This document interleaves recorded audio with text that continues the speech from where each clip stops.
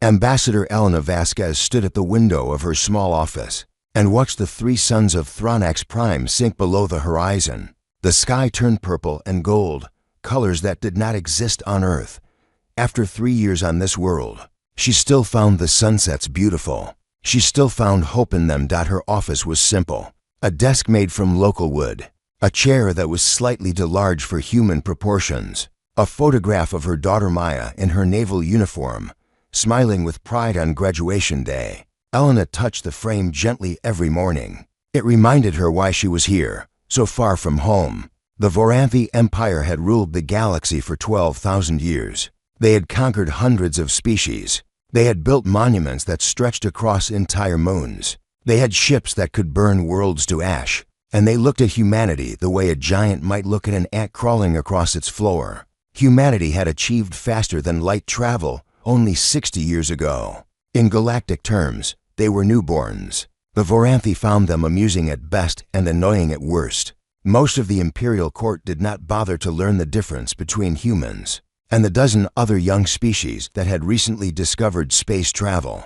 Elena's job was to change that, one conversation at a time, one handshake at a time, one small agreement at a time. It was slow work, frustrating work, but Elena believed in it with her whole heart. She believed that patience and respect could build bridges across any divide. She believed that even the proudest empire could learn to see humanity as partners, rather than insects. Tonight, she had a meeting with Trade Minister Vorath.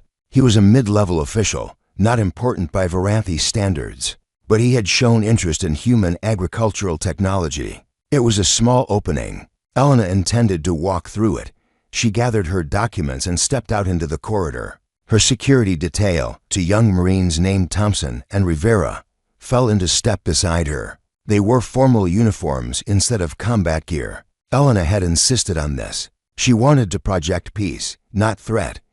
The Imperial Administrative Complex was vast. Ceilings rose 50 meters high, designed for Voranthi proportions. The Voranthi themselves stood nearly 3 meters tall, with 4 arms and skin that shifted colors with their emotions. When they were calm, they appeared silver. When angry, they turned deep crimson.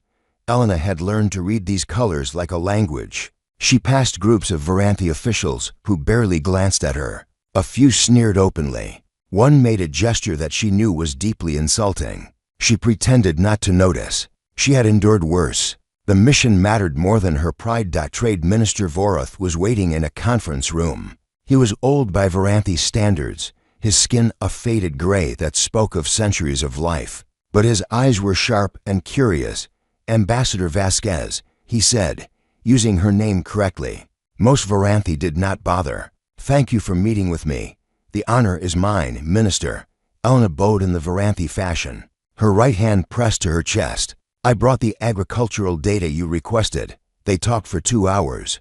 Vorath asked intelligent questions about Earth's vertical farming techniques. Elena explained how humanity had learned to feed 10 billion people on a planet with limited arable land. The minister seemed genuinely interested. "Your species is resourceful," Vorath said at the end. "I will admit, I did not expect this when I first heard of humans." Elena smiled. "We have learned to make the most of what we have. Perhaps there is more to discuss. I will contact you next week." It was not a trade agreement. It was not even a promise, but it was progress. Elena felt the warmth of small victory as she walked back to her office. She never made it there.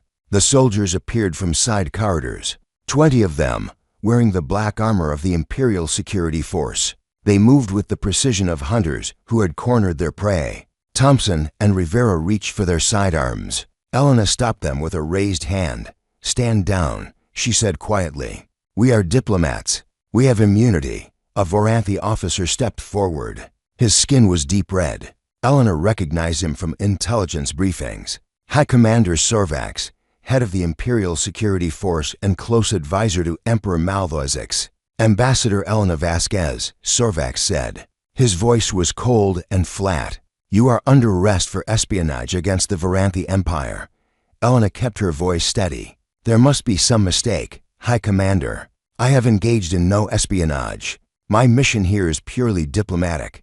We have evidence." Sorvax gestured. and a soldier produced a data tablet.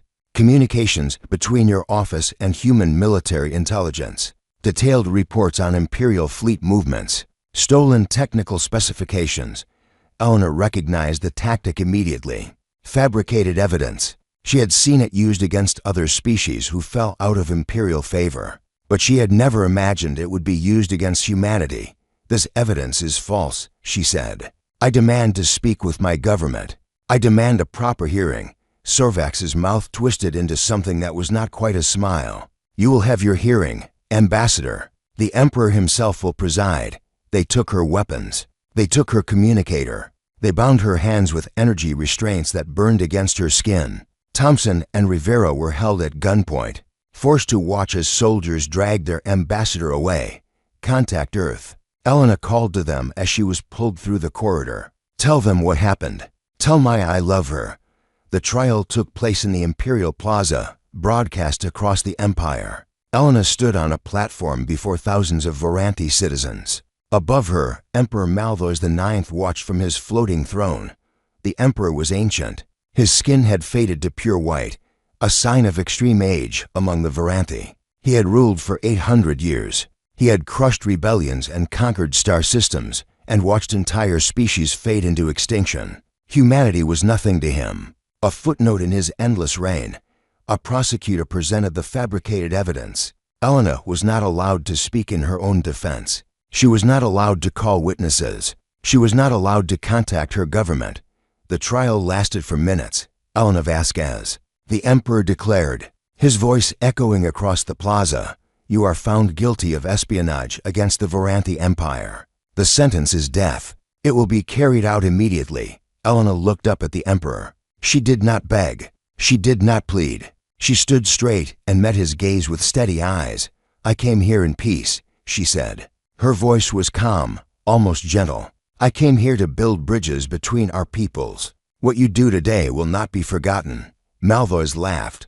The sound was harsh and dismissive. Your species will forget within a generation. Human. You are insects.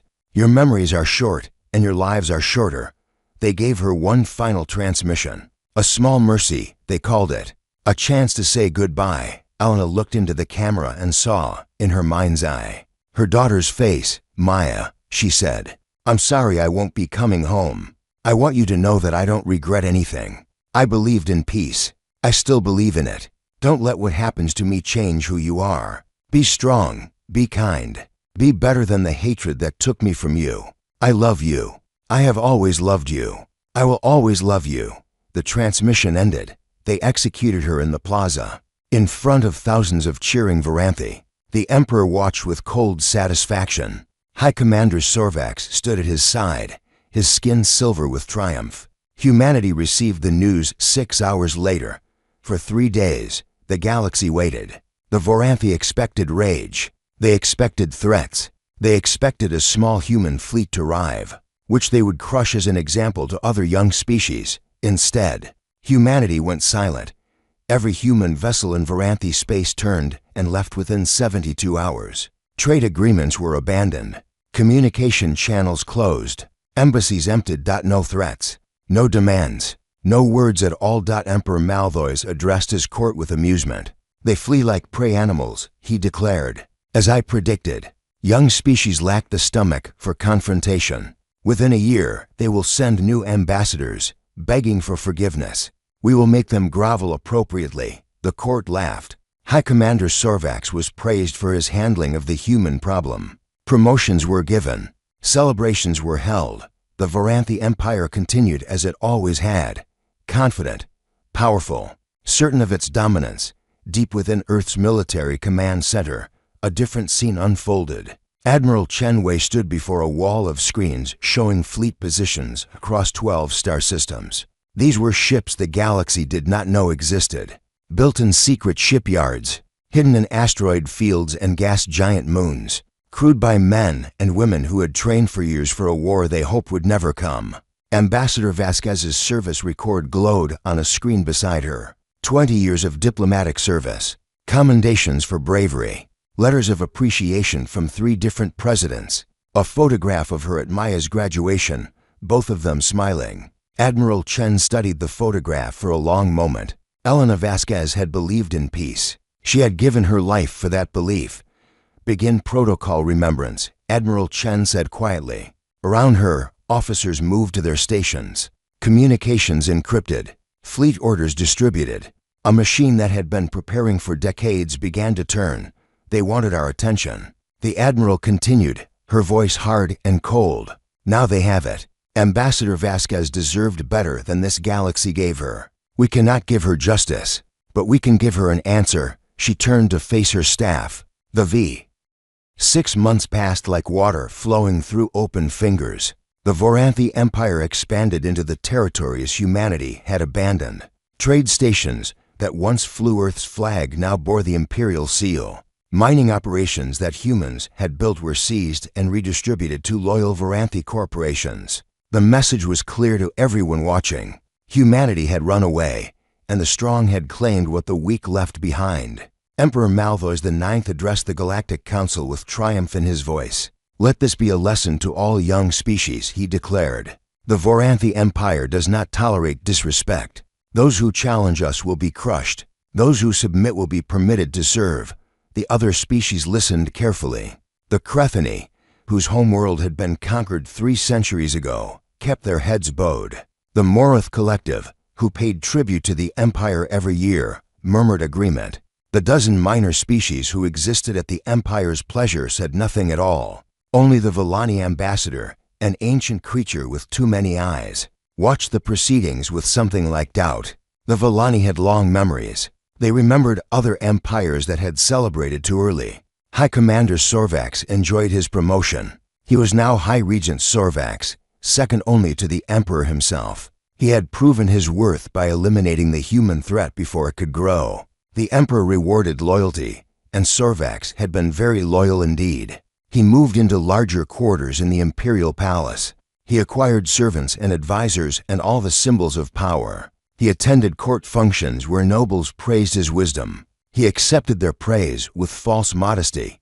The human problem was solved. Life continued as normal, except that strange things began happening at the edges of Voranthi space. It started with a scout ship in the outer reaches. The vessel was performing routine patrol when it simply vanished. No distress signal, no emergency beacon. One moment it appeared on tracking systems, and the next moment it was gone. Imperial Command classified the incident as equipment failure. Ships were old. Systems broke down. These things happened. Then a sensor station in the Kalmuth sector went dark. 47 personnel, gone without a trace. The station itself remained intact, but empty. Food sat half-eaten on tables. Personal belongings remained in quarters. It was as if everyone had simply stood up and walked into the void. Then a supply convoy carrying weapons to a frontier garrison disappeared. 12 ships, 4,000 crew members, enough firepower to conquer a small planet. Gone. Imperial intelligence began investigating. They sent their best agents to the affected regions. The agents found nothing. No wreckage, no bodies, no evidence of battle. Just empty space where ships and stations should have been. Pirates, declared the official reports. Mechanical failure, navigation errors, but the disappearances continued. One ship here, a station there, always at the edges, always in places where response times were slow and witnesses were few. A young intelligence officer named Sub-Commander Kethis noticed something that her superiors had missed. She was young for her position, only 80 years old. She had sharp eyes and a sharper mind. She had earned her rank through ability rather than connections, which meant she had no powerful friends to protect her. Kethis spread a star map across her desk and marked every disappearance. She added dates and times. She calculated distances and trajectories. She looked for patterns that others had not thought to seek. The pattern was there, hidden in the chaos. The disappearances were not random. They formed a ring around Voranthi space. Specifically, they formed a ring around the early warning network that protected the Imperial core worlds. Someone was systematically blinding the Empire, one sensor at a time. Kethis brought her findings to her superior, Commander Vithran. He was an old soldier with silver skin and tired eyes. He listened to her report with growing impatience. "You are suggesting," he said slowly, That the humans are responsible for this. The pattern fits, Commander. They withdrew 6 months ago. They have had time to prepare. They are eliminating our ability to detect incoming threats. Vithran laughed. It was not a kind sound. The humans are cowards who fled at the first sign of conflict. They do not have the ships to challenge us. They do not have the technology to evade our sensors. They are prey animals hiding in whatever hole they crawled into. Commander, the evidence suggests nothing. Vithran's skin flickered orange with annoyance. You are seeing shadows, Sub-Commander. The disappearances are coincidence. Pirates and equipment failure and bad luck. Nothing more. But if I am right, you are not right. And if you continue spreading fear among the ranks, I will have you reassigned to waste processing on a mining colony. Am I understood?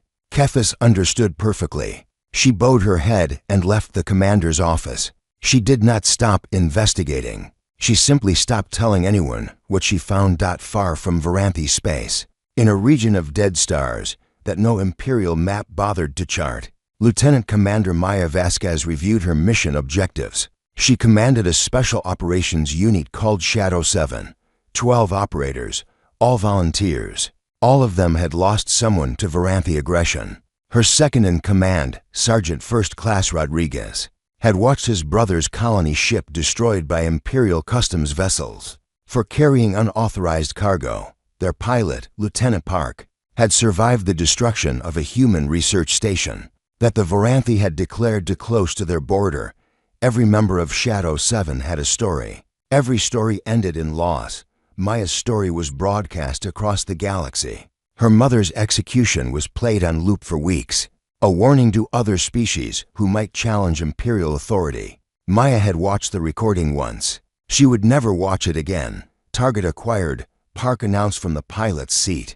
Sensor relay station Kalmuth 7, minimal crew, standard defenses.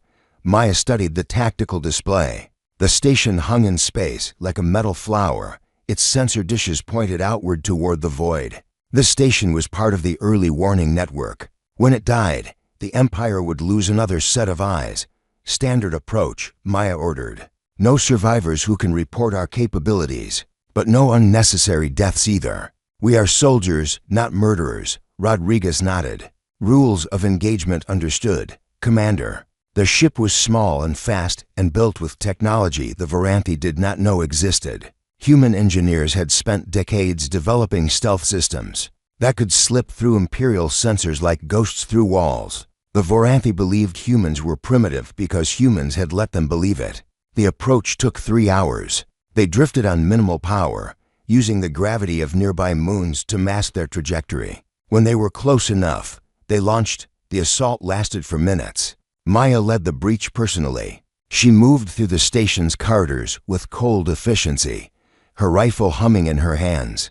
Varanthe guards fell before they could raise alarms. Technicians surrendered when they saw the human soldiers emerging from impossible shadows. Station secured, Rodriguez reported. 18 prisoners. No casualties on our side. Maya stood before the captured crew.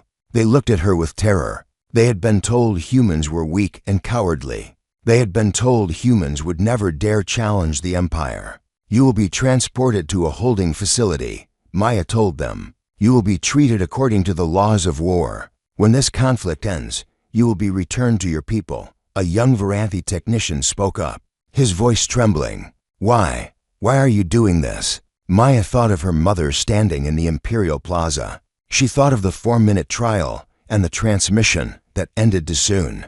Because someone has to teach your empire that actions have consequences, she said. And we are the teachers. They evacuated the prisoners and destroyed the station. Another gap in the sensor network. Another step toward the reckoning that was coming. Across Varanthe space, dozens of similar operations were underway. Human Special Forces teams struck targets that the Empire did not know were vulnerable. They captured intelligence. They destroyed infrastructure. They mapped every fleet position and military installation. The Varanthe saw a random misfortune. The humans were building a picture of exactly how to bring the Empire to its knees. On Thronax Prime, Sub-Commander Kethis continued her secret investigation. She gathered data from classified sources. She interviewed survivors of attacks that were officially labeled accidents. She built a file that grew thicker every day. The pattern was undeniable now. The disappearances were accelerating. The early warning network was being systematically dismantled, and every gap that appeared pointed inward, toward the Imperial core. Kethis requested a meeting with High Regent Sorvax himself. It took weeks to arrange. When she finally stood before him, she presented her evidence with the calm precision of someone who knew she was right. Sorvax listened with growing irritation. His skin shifted through shades of orange and red. "You are telling me," he said when she finished, "that the humans we defeated 6 months ago are secretly waging war against us, that they have technology we cannot detect, that they are preparing an attack we cannot see coming." "Yes, High Regent. The evidence is clear." Sorvax stood. He towered over her, his forearms crossed in a gesture of contempt. "The evidence shows that you are a coward and a fool, Sub-Commander. The humans are nothing. They have always been nothing. They will always be nothing. And if you spread this fear-mongering beyond this room, Iwilth attack began at exactly midnight. Measured by Thronax Prime Standard Time, Admiral Chen Wei had chosen the hour deliberately. Midnight was a human concept, but it carried weight across cultures. The ending of one day and the beginning of another. The moment when darkness was deepest and light seemed furthest away. For the Varanthi Empire, it would be both in 17 star systems simultaneously. Human fleets emerged from hidden positions. They appeared on Varanthi sensors like ghosts becoming solid, materializing in places where no ships should have been able to hide. The element of surprise was total. The early warning network that should have given hours of advance notice had been torn apart piece by piece over 6 months of patient work. Fleet Admiral Korath, commander of the 3rd Imperial Armada, was the first to die. His flagship, the Eternal Dominion, was struck by weapons that phased through shields as if they did not exist. The ship's reactor went critical in seconds. Korath had time to transmit one word before the explosion consumed him. Impossible. But it was not impossible. It was simply unexpected. The Varanthi had believed their shields were impenetrable. They had believed their sensors were all-seeing. They had believed that no young species could challenge their 12,000 years of military supremacy.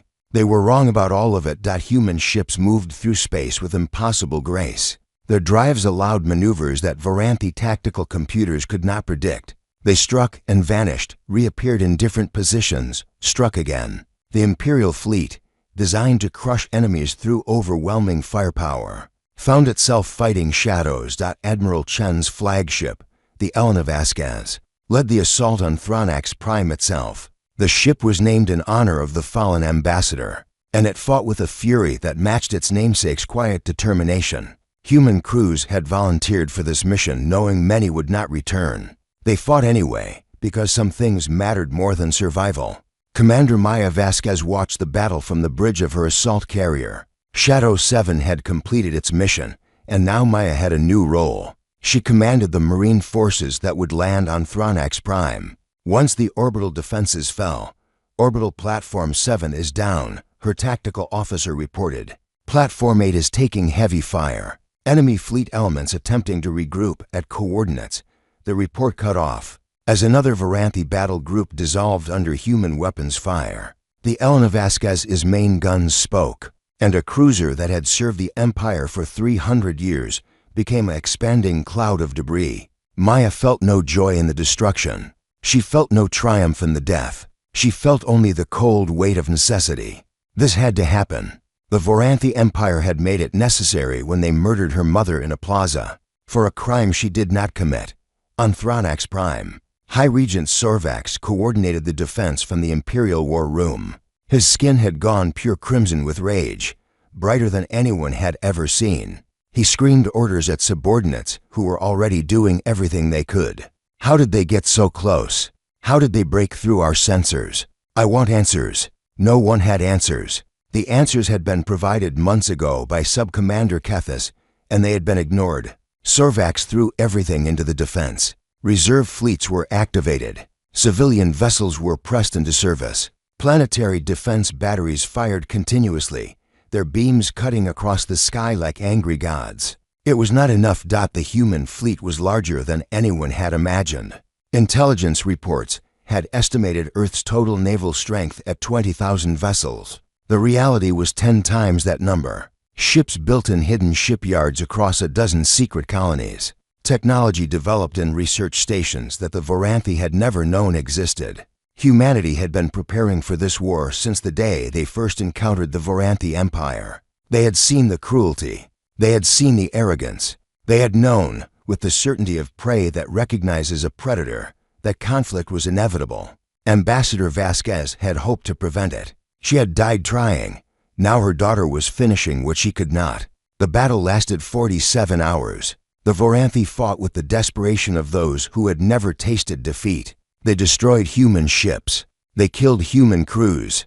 Every victory they claimed cost the Empire ships it could not replace. For every human vessel that fell, 10 Voranthi ships burned. Sub-Commander Kethis experienced the battle from a monitoring station in the planet's southern hemisphere. She watched the sky fill with fire and felt something strange in her chest. It might have been fear. It might have been vindication. She had warned them. She had shown them the evidence. They had laughed at her and threatened her career. Now the evidence was burning its way through the Imperial fleet. Her station fell on the second day. Human Marines breached the outer defenses at dawn. Kethis listened to the reports of fighting in the corridors, each update bringing the enemy closer. She gathered her personal files and prepared for death. The door to her office exploded inward. Kethis raised her sidearm, but she was not a combat officer. Her hands shook too much to aim properly. A human soldier entered. He was tall for his species, with dark skin and tired eyes. He wore armor that was scarred from recent fighting. His rifle was pointed at her chest. "Drop the weapon," he said in accented Voranthi. "Drop it now." Kethis let the gun fall. There was no point in dying for nothing. The soldier kicked the weapon away and signaled to his team.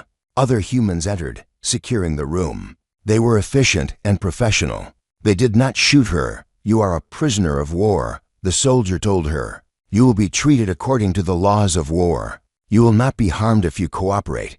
Kethis stared at him. "I expected you to kill me." "Why?" "Because we killed your ambassador.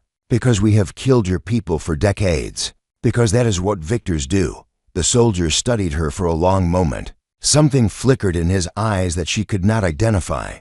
"We are not your empire," he said finally. "We do not murder prisoners." He offered her a container of water. It was a simple gesture, almost absurd in the context of battle. Kethis took it with trembling hands. "What happens now?" she asked. "Now we win this war. And then we figure out what comes next." Across the planet, similar scenes played out. Human forces captured installations and accepted surrenders. They established field hospitals that treated Voranthi wounded alongside their own.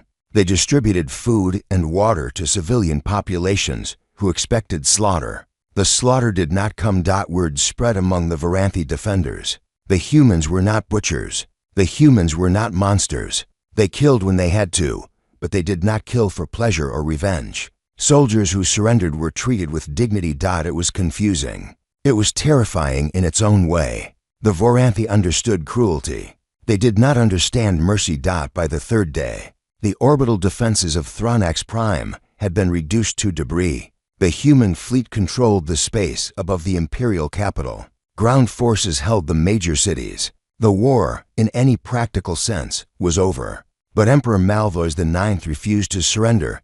He had retreated to the imperial palace, a fortress that had stood for 10,000 years. Its walls were made of materials that could withstand orbital bombardment. Its shields had never been breached. Its defenses had been designed by the greatest military minds of 50 generations. The emperor sat on his throne, surrounded by his most loyal guards. His skin had gone pure white with age and fury. He would not yield. He would not bend. He would die as he had lived, supreme and unbroken. Sorvax stood at his side, still crimson with rage. "We can hold the palace," he insisted. "They cannot break through our shields. We simply have to wait. Wait for relief fleets from the outer colonies. Wait for our allies to—" "What allies?" Malvois asked quietly. "What relief fleets? The outer colonies have surrendered. Our allies have abandoned us. The Crethani are celebrating in the streets of their home world. Then we die fighting. We die as Varanthi warriors." Malvois laughed. It was a hollow sound, empty of the contempt he had shown 6 months ago. "Yes, we die. But first, I want to understand something." He activated a communication channel. It connected to the human flagship. Admiral Chen Wei's face appeared on the screen. She looked tired. Dark circles under her eyes spoke of days without sleep, but her gaze was steady and cold. "Emperor Malvois," she said, "I wondered when you would call. Admiral Chen, I congratulate you on your victory. It is unprecedented in our history. I do not want your congratulations. I want your surrender." Malvois leaned forward on his throne. "First, tell me how. How did you hide such a fleet? How did you develop such weapons? How did you deceive our intelligence so completely?" Chen considered the question. "We hid because you did not bother to look. We developed weapons because we knew, from the day we met you, that we would eventually need them. We deceived your intelligence because your intelligence assumed we were insects, and insects are not worth watching closely. You let us believe you were weak. We were weak. 60 years ago, we could not have fought you. So we pretended to be weaker than we were, and we prepared, and we waited. Ambassador Vasquez hoped we would never need what we built. She hoped peace was."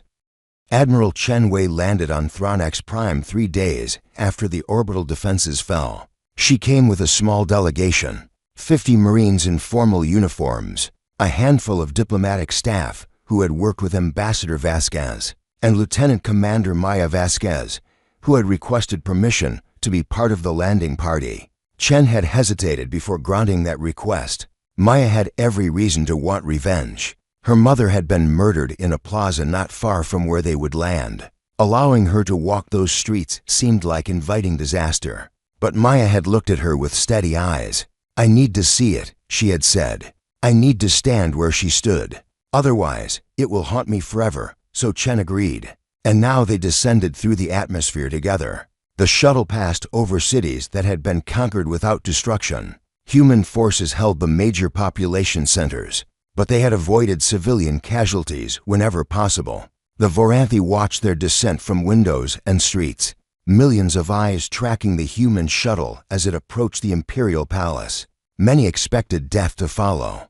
They had been told for generations that humans were primitive savages who would slaughter anyone they defeated. The shuttle landed in the palace courtyard. Chen stepped out first, followed by her delegation.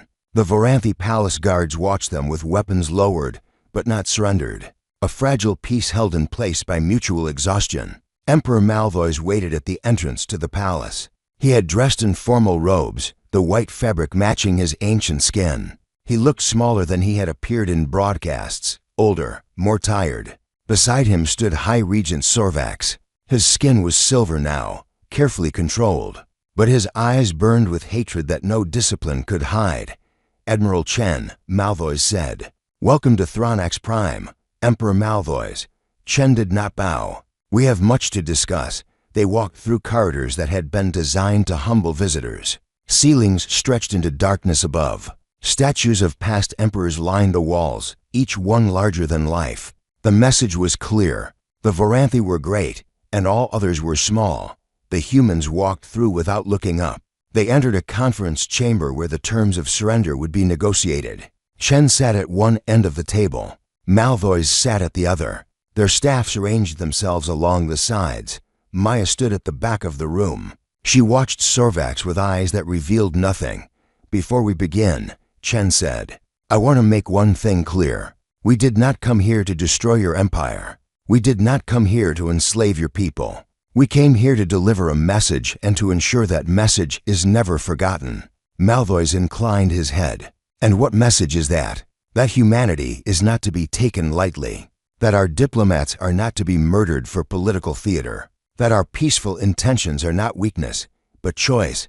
Chen leaned forward. "Ambassador Vasquez believed in building bridges between our peoples. She died for that belief. We are here to honor her memory by creating something that will prevent her death from being repeated. You wish to punish us. We wish to change you. Punishment is a small part of that." The negotiations lasted 12 days. Outside the palace, human forces established order without cruelty. They set up aid stations that distributed food to civilians. Medical teams treated anyone who needed care, regardless of species. Engineers began restoring power to districts that had been damaged in the fighting. The Voranthi population watched in confusion. They had been prepared for massacre. They had been prepared for slavery. They had not been prepared for soldiers who shared their rations with hungry children. Word spread through the planet and then through the empire. The humans were not butchers. The humans did not slaughter the defeated. They were harsh with soldiers who resisted, but gentle with those who surrendered. They killed when they had to, but seemed to take no pleasure in it. Sub-Commander Kethis was released from detention on the 5th day. Her human captors had treated her well. They had given her food and water and medical care for a minor injury. They had asked her questions about the disposition of Voranthi forces, and she had answered honestly, seeing no point in deception. On her release, she was offered a choice. She could return to her quarters and wait for the negotiations to conclude, or she could assist the human occupation forces in establishing contact with Voranthi civilians. She chose to assist. She was not sure why. Perhaps because the humans had shown her something she had not expected. Perhaps because she wanted to understand these strange creatures who conquered with one hand and healed with the other. She worked alongside human soldiers who were younger than her grandchildren. They struggled with the Voranthi language. They made cultural mistakes that would have been insulting under other circumstances. But they tried. They listened when she corrected them. They thanked her for her help. One evening, a human captain named Torres sat with her during a meal break. He was young and earnest, with hands that were callous from manual labor. "Can I ask you something?" he said. Kethis nodded. "When your empire conquered other species, what happened to them?" Kethis considered the question carefully.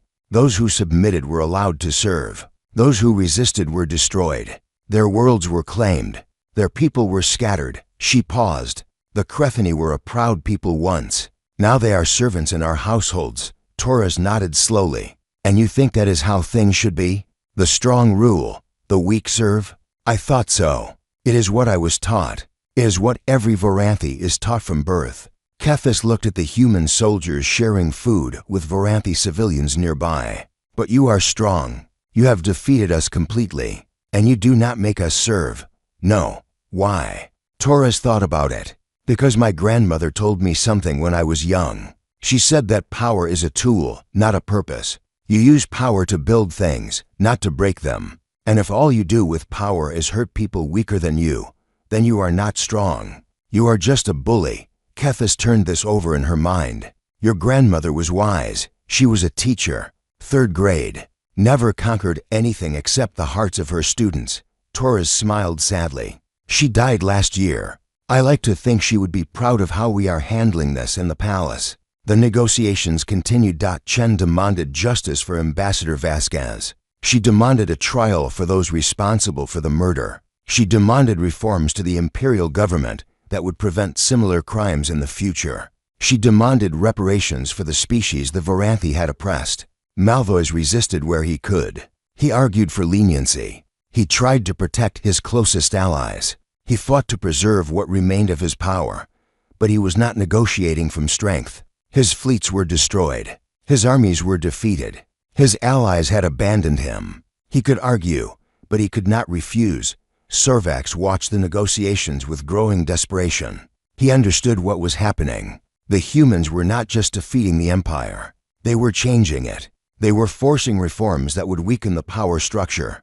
He had spent his entire life climbing, and he was the one who had started it all. He had ordered the execution of Ambassador Vasquez. He had fabricated the evidence. He had convinced the emperor that killing a human diplomat would show strength. Now that decision was destroying everything he had built. On the 10th day, Maya Vasquez requested permission to leave the negotiations temporarily. Chen granted it with a warning. "Be careful, and remember who you are." Maya walked through the streets of the capital with 2 Marines as escort. She drew stares from Voranthi civilians who had seen her image on news broadcasts. The daughter of the murdered ambassador, the soldier who led the assault teams that brought down the empire's defenses. She found the Imperial Plaza without difficulty.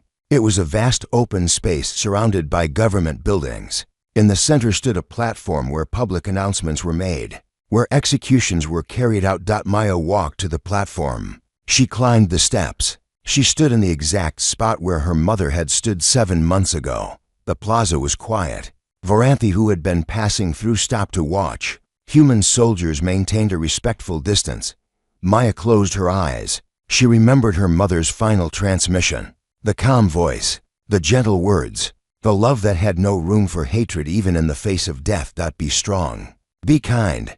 Be better than the hatred that took me from you. Maya opened her eyes. A young Varanthi child had approached the platform. She was small, barely reaching Maya's waist. Her skin was pale blue with curiosity. She looked up at the human with wide eyes. "You are the daughter," the child said, "of the human they killed." Maya nodded. "Are you going to kill us now?" Maya looked at the child for a long moment. She reached into her pocket and pulled out a small package. Inside was chocolate, real chocolate from Earth, precious and rare in this part of the galaxy. She knelt down and offered it to the child. "No," she said. "I am not going to kill anyone." The child took the chocolate with trembling hands. She tasted it carefully, her expression shifting to wonder at the sweetness. Maya stood and walked away. She did not look back. She did not need to. She had stood where her mother stood. She had faced the choice her mother would have faced, and she had chosen as her mother would have chosen. On the 12th day, the negotiations concluded. Emperor Malvois agreed to stand trial before a galactic tribunal. High Regent Sorvax would face separate charges for his role in Ambassador Vasquez's murder. The Varanthi Empire would undergo. 3 months had passed since the fall of the Varanthi Empire. The galaxy had changed. Trade routes that had been controlled by imperial forces now flowed freely. Species that had lived under Varanthi domination for centuries began to rediscover their own voices. Old grudges resurfaced. Old wounds reopened. The careful order of 12,000 years was crumbling, and something new was struggling to be born. The trial of Emperor Malvois IX and High Regent Sorvax took place on a station, orbiting a neutral world. The Galactic Tribunal had been hastily assembled from judges representing 27 species. Most of them had suffered under Varanthi rule. None of them had imagined sitting in judgment over an emperor who had seemed untouchable just months ago. Admiral Chen Wei attended as a witness. She sat in the gallery and watched the proceedings with tired eyes. The war was over, but peace was proving to be harder than battle. Lieutenant Commander Maya Vasquez sat beside her. She had been promoted 3 times since the conflict ended. The daughter of the murdered ambassador, the soldier who had captured the man responsible for her mother's death without taking revenge. She had become a symbol, whether she wanted to be or not. The prosecution presented its case methodically. Evidence of war crimes spanning centuries. Documentation of murdered diplomats and destroyed civilizations. Testimony from survivors of Varanthi aggression who spoke of horrors that the comfortable and powerful had chosen to ignore. Ambassador Vasquez's execution was presented in detail. The fabricated evidence, the 4-minute trial, the final transmission that had been broadcast across the empire as a warning. The gallery watched in silence. Some wept, some sat frozen with anger. Maya listened without expression. She had seen the recording. She knew every word. She did not need to hear it again. Malvois sat in the defendant's box with the calm of someone who had accepted his fate. His skin had gone gray with resignation. He did not protest the charges. He did not claim innocence. He simply listened and waited. Sorvax was different. He raged against his restraints. He screamed accusations at the tribunal. He called them puppets and fools and traitors to the natural order. His skin shifted through colors so rapidly that medical officers had to be called to ensure he was not suffering a stroke. The trial lasted 3 weeks. Witnesses testified about atrocities that had been buried for generations. Documents were presented that revealed the calculated cruelty of imperial policy. The Varanthi had not conquered through strength alone. They had conquered through terror, through systematic destruction of any hope of resistance. The galaxy watched.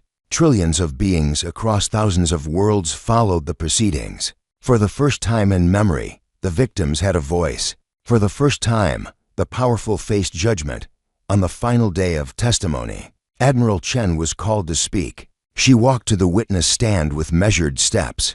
The judges watched her with expressions that mixed respect and wariness. Admiral Chen, the lead judge, began. You commanded the human forces that defeated the Voranthi Empire. Your fleets destroyed 40,000 Imperial warships. Your soldiers occupied the Imperial capital. You had the power to do whatever you wished to the defeated. Yes. Why did you choose restraint? Chen considered the question. The gallery leaned forward, waiting. Ambassador Elena Vasquez believed that peace was possible. Chen said finally, she believed that even the proudest empire could learn to see others as partners rather than prey. She died for that belief. She paused. When she died, humanity had a choice. We could have become what the Voranthi expected us to be, savages, monsters, creatures driven by rage and revenge. But you did not. No, because Ambassador Vasquez deserved better than to be used as an excuse for atrocity. Because the billions of Voranthi civilians who had no part in her murder deserved better than to die for their leaders' crimes. Chen's voice hardened slightly. And because humanity had to show the galaxy what we are, not through words, through actions. And what is humanity, Admiral? Chen met the judge's gaze directly. We are a species capable of terrible violence. We proved that. But we are also a species capable of choosing mercy when we have the power to destroy. We proved that too. She looked at the defendant's box, where Malvois sat watching her. The Voranthi Empire ruled through fear. They believed that strength meant cruelty, that power meant domination. We wanted to show them another way. The judges deliberated for 3 days. When they returned, the gallery was packed to capacity.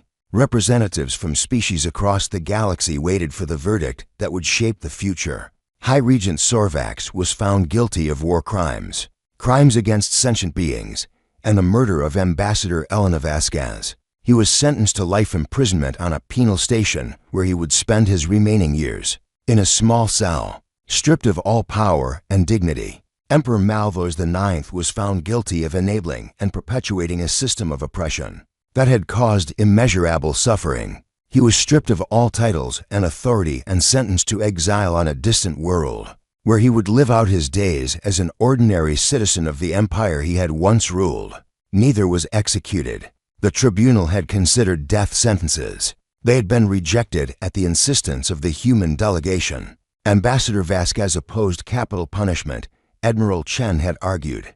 She believed that even the worst criminals deserved the chance to face the consequences of their actions, to live with what they had done. Executing these men would make martyrs of them. Letting them live makes them examples of justice rather than vengeance. The galaxy accepted the verdicts with a mixture of satisfaction and surprise. The Voranthi had expected their leaders to be killed. The mercy shown was almost more unsettling than cruelty would have been in the months that followed. The new order took shape. The Voranthi Empire was reformed into the Voranthi Republic. A constitution was written that guaranteed rights to all citizens, regardless of species. Elections were held for the first time in 12,000 years. Subcommander Kethis, who had warned her superiors about the human threat and been ignored, emerged as a leader of the reform movement. She spoke openly about her experiences with human soldiers, about the mercy shown to prisoners and civilians. She argued that the old ways had led to ruin, and only change could prevent future catastrophe. Her message found receptive ears. Young Voranthi who had grown up under imperial propaganda saw the truth with their own eyes. Human soldiers shared meals with their children. Human doctors healed their wounded. Human engineers helped rebuild what war had destroyed. The species that had been conquered by the Voranthi began to reclaim their independence. The Crethani, who had been servants for 300 years, established their own government and began rebuilding their culture. The Moroth Collective stopped paying tribute and redirected those resources to their own development. Other species watched humanity's actions and drew their own conclusions. The Volani, oldest of the spacefaring races, sent a formal embassy to Earth for the first time in their history. Dozens of minor species petitioned for alliance or protection. Admiral Chen, exhausted by war and diplomacy, quietly retired. She had done what was necessary. She had no desire for the praise that followed. Maya Vasquez received a new assignment. She stood before Admiral Chen's successor in a formal ceremony broadcast across human space. The new admiral presented her with a commission and a responsibility that made her heart ache. Lieutenant Commander Maya Vasquez, you are hereby assigned as Earth's ambassador to the Voranthi Republic. Maya accepted the commission in her mother's name. She arrived on Thronex Prime on a rainy morning. The shuttle landed in the same courtyard where she had walked 3 months earlier, seeking the place of her mother's death. Now she walked those steps as a diplomat, carrying the weight of everything her mother had believed. The Imperial Plaza had been renamed Vasquez Square. A statue stood in the center, carved from stone that caught the light of 3 suns. Elena Vasquez, her hand extended in greeting, her face calm and kind. The monument bore a simple inscription. She believed in peace. May we be worthy of her faith. Maya stood before the statue for a long time. Rain fell gently around her, washing the stone clean. Voranthi civilians passed through the square on their daily business. Children of multiple species played beneath the statue's shadow. One of them, a young Voranthi girl with pale blue skin, approached Maya. She looked up at the ambassador with curious eyes. You are her daughter, the girl said. The one who gave me chocolate. Maya smiled. She remembered. In the midst of war, she had knelt before this child and offered sweetness instead of vengeance. I am. My mother says you are here to help us. Is that true? Maya looked at the statue, at her mother's kind face, at the hand extended in greeting that had been rejected and punished with death. Yes, she said. That is why I am here. She turned and walked toward the embassy building. There was work to do, negotiations to conduct, relationships to build, all the slow, patient labor that her mother had believed in and died for. Behind her, the children continued playing in Vasquez Square, human and Voranthi and Crethany together.